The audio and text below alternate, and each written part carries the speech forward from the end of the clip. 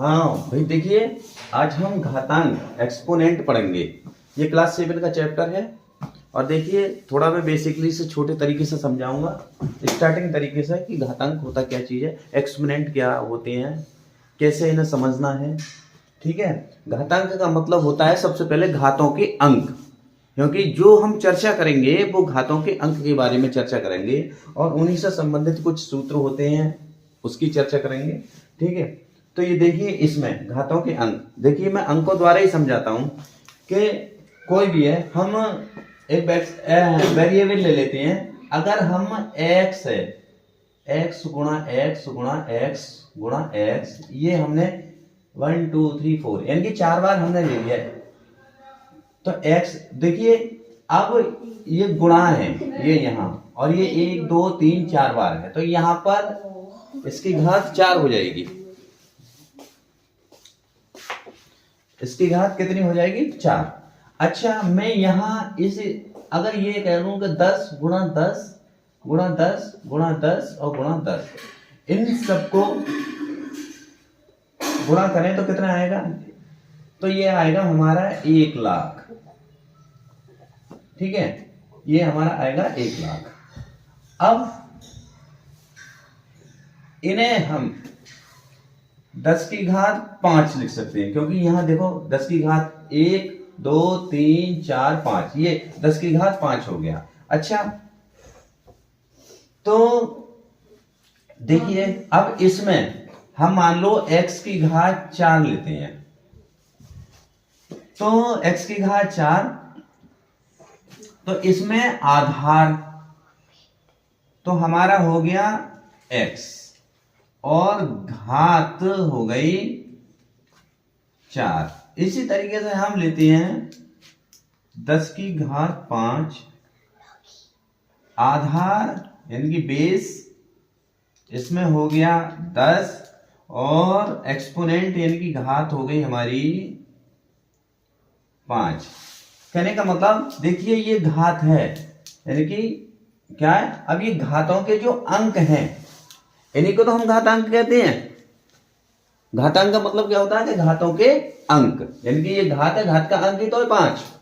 ठीक है, अब इनको हल करने के कुछ सूत्र हैं। हम कोई भी है, अच्छा मान लो एक हमने एग्जाम्पल ले लिया, मान लो हमने ले लिया कि 3125 को घातांक के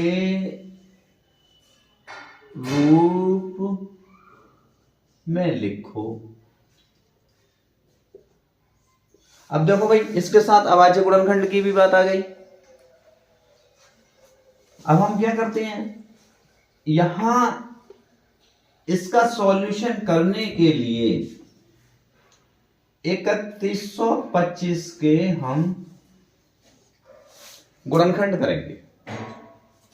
तो देखिए 25 लास्ट में, तो इस संख्या को हम 5 से काटेंगे, तो 5 6 30, 5 दूनी 10 और 5 25। फिर हम 5 से काटेंगे, 5 का 5, 5 दूनी 10, 5 25। फिर 5 से काटेंगे, 5 दूनी 10, 5 25। फिर 5 से काटेंगे, जब तक कट रहा है 5 से तब तक काटते चले जाएंगे, 5 25। और ये अब देखिए ये जो है कितनी बार आ गया, 1 2 3 4 5, यानी कि 5 गुणा 5 गुणा 5 गुणा 5 है ना, और गुणा 5। कहने का मतलब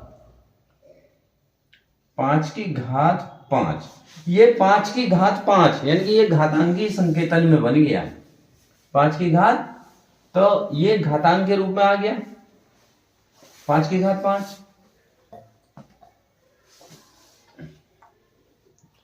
आ गया नहीं आ गया, ये घातांक 3155 को घातांक के रूप में। तो कहने का मतलब, तो इनमें 5 की घात 5 हो गई। अब इसके कुछ सूत्र हैं, वो मैं अगली वीडियो में बताऊंगा, क्योंकि घातांक आपको समझ में आ गई होगी। हमें सबसे पहले घातांक समझने के लिए सबसे पहले क्या करना है कि ये सबसे पहले ये करना है कि देखिए यहाँ ये 10 है, ये 5 है। घातांक होती क्या चीज है, इसमें ये 10 है ये तो हमारा आधार है, ऊपर की घात होती है। ठीक है, देखिए मैंने यहाँ लिख रखा है, जैसे यहाँ x की पावर 4 ये आधार बन गया और घात नीचे हो गई, ये ऊपर जो है ये घात हो गई। तो ये घात मैंने अलग अलग करके लिख दिया है। तो x इसमें, अब हम किसी से भी हम जैसे पूछे हैं कि भाई हमें 10 की घात 7 में कौन सा आधार है कौन सा घात है, तो आप बता दोगे कि भाई ये वाला, ये तो हमारा हो गया आधार और ऊपर वाली हमारी हो गई घात। ठीक, तो मुझे उम्मीद है कि आप सबको समझ में आ गया होगा। ठीक है, चैनल पे आए हो तो लाइक कर दो और सब्सक्राइब कर दो।